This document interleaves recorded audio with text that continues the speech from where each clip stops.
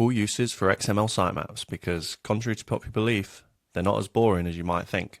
Today I'm going to go through 6 cool things you can do with your sitemaps. Starting with getting new pages indexed quickly. We all know the process, right? Publish a new piece of content and then add the link to Google Search Console. That's the pretty standard process. But the thing about this is it is boring and it is time consuming, and it doesn't necessarily work for content publishing at scale.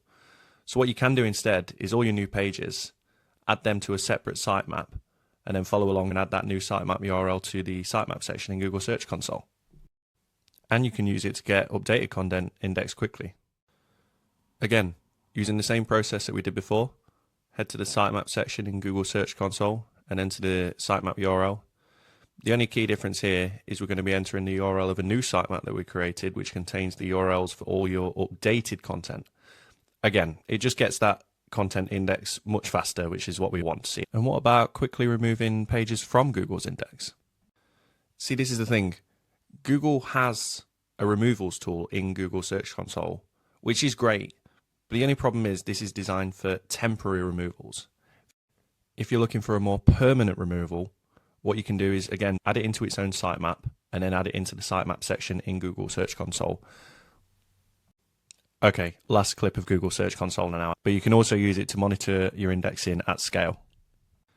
You see, the problem with large sites especially is they have these massive sitemaps that become hard to monitor at scale.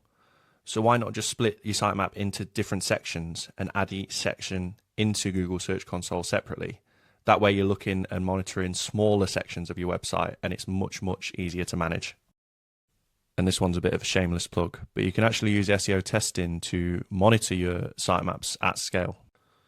So starting from the SEO testing dashboard, if you head down to the website monitor section, you'll be able to click on the sitemap that you've loaded into SEO testing.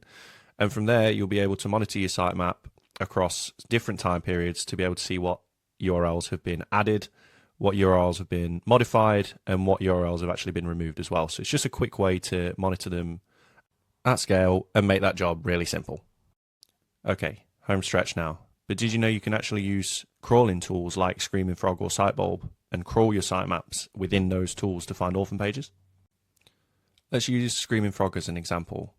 Rather than crawling your site from a URL, head to the list mode, and from there you'll be able to either upload your sitemap as a CSV, you can enter it manually, or you can do what I'm doing here and enter the URL and allow Screaming Frog to crawl it all for you.